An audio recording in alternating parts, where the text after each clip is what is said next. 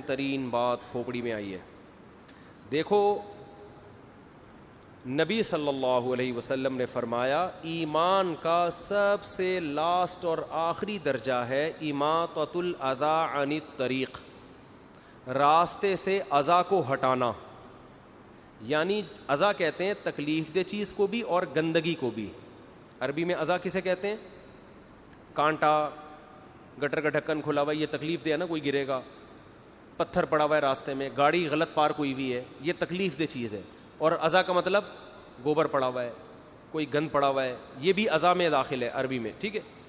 تو آپ صلی اللہ علیہ وسلم نے فرمایا کوئی شخص گزر رہا ہے اور راستے میں اسے کوئی تکلیف والی چیز یا گندگی والی چیز نظر آئی جس سے لوگوں کو کراہت ہوتی ہے, وہ اسے راستے سے نہیں ہٹاتا, تو حدیث میں ہے کہ یہ ایمان کے آخری درجے پہ بھی بولو نہیں, یعنی اتنی آخری درجے کی نیکی بھی کم بخت نہیں کر رہا, تو یہ مومن کہلانے کا مستحق نہیں ہے. سمجھ رہے ہو؟ آپ سوچو کہ جو تکلیف دہ چیز کو نہیں ہٹا رہا وہ مومن نہیں ہے, تو جو تکلیف دہ چیز پھینک رہا ہے وہ مومن کیسے ہو گیا؟ نہیں آ رہی بات. قربانی کرنے والے تکلیف دہ چیز نہیں بلکہ تکلیف دہ چیزیں روڈوں پہ پھینکتے ہیں. گوبر پڑا ہو نا اس سے کم تکلیف ہوتی ہے, پوری پوری اوجھڑیاں, سریاں, آلائشیں, ادھر جانور ذبح کیا, ان کو اس سے کوئی غرض ہی نہیں ہے کہ یہ کیا گندگی محلے میں پھیلا رہے ہیں وہ. تو جب آپ کا جانور ذبح کریں گے اس کا کی آلائشیں, اس کا گند اور اس کی تمام تکلیف دہ چیز کو اٹھانا بھی آپ کی ذمہ داری ہے.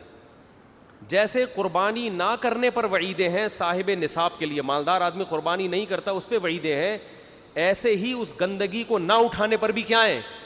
وعیدیں, اور اس سے زیادہ شدید وعیدیں ہیں. ایک کانٹا پڑا ہوا وہ نہیں اٹھا رہے آپ, اور جو اٹھا نہیں رہا بلکہ الٹا کیا کر رہا ہے؟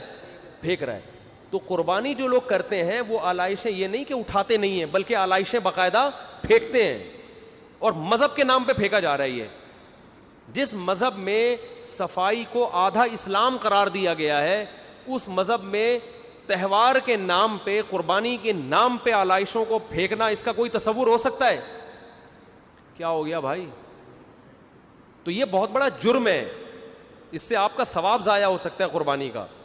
تو اس لیے جب بھی جانور ذبح کریں اس کے خون کو ٹھکانے لگانے کا انتظام کریں. خون اگر روڈ پہ پڑا ہوا ہے, مٹی اس کے اوپر لا کے ڈالیں, چونا اس کے اوپر لا کے ڈالیں تاکہ اس سے بدبو کیا ہو جائے؟ ختم. بلکہ پہلے انتظام کریں بھائی کوئی گیتی ہو جس میں وہ خون جو ہے مٹی سمیت اٹھا کے کسی ٹوکرے میں ڈال دیں تاکہ خون پھیلے ہی نہیں, یا کوئی گڑھا کھودیں جس میں خون جائے. گٹروں میں خون بہانے میں گٹر بند ہونے کا خطرہ ہوتا ہے, اور ویسے بھی اچھا نہیں لگتا قربانی کا جانور اس کا خون ڈائریکٹ گٹر میں پھینکا جا رہا ہے. تو اس کو ٹھکانے لگانے کا انتظام کس کے ذمے ہے؟ قربانی کرنے والے کے ذمے, جس کا جانور ہے. اس کے گوبر کو آپ نے گھر کے باہر جانور لا کے باندھا تو اب اس کے گوبر کے اٹھانے کا بھی تو کوئی انتظام کرے نا, یا وہ پیمپر پہنا کے رکھیں گے اس کو 8-10 دن؟ نہیں آ رہی بات.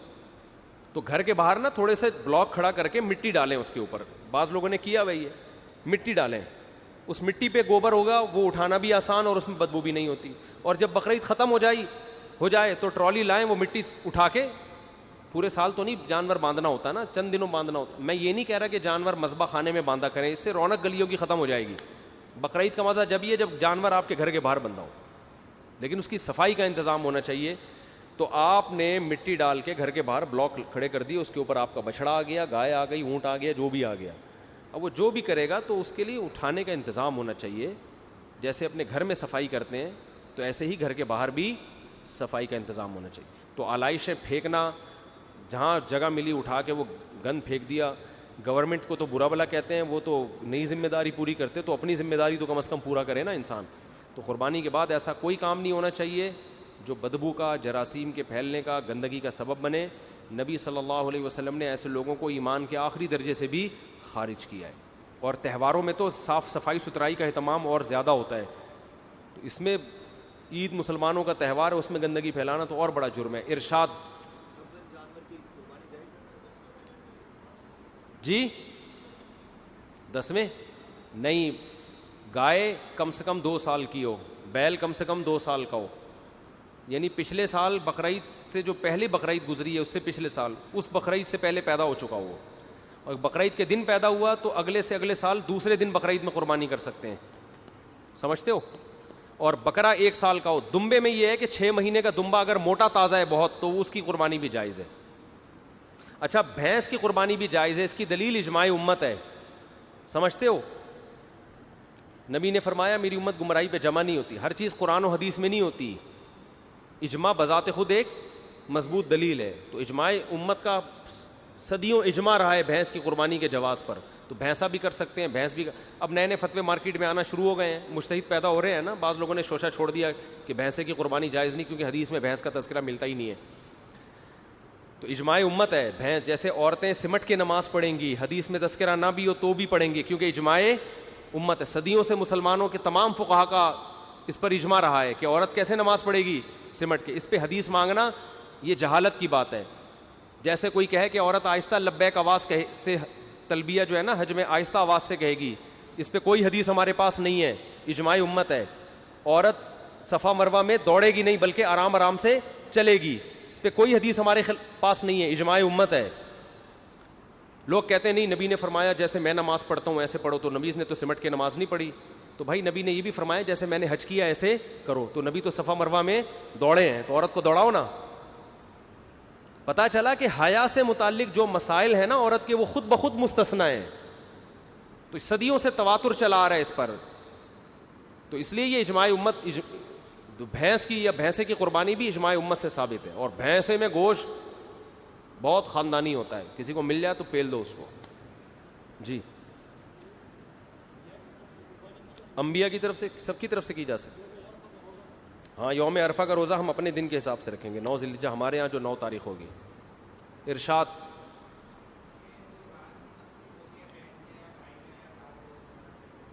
ران کی,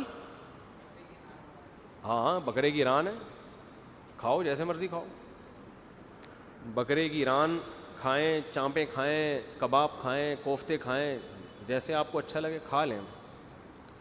اور ایک اور مسئلہ کہ کون سے جانور, دیکھو جانور کے کان تھوڑے بہت کٹے ہوئے ہوں تو قربانی ہو جائے گی, آدھے سے زیادہ کان کٹا ہوا ہے تو قربانی نہیں ہوگی. سینگ کا مسئلہ بہت اہم ہے.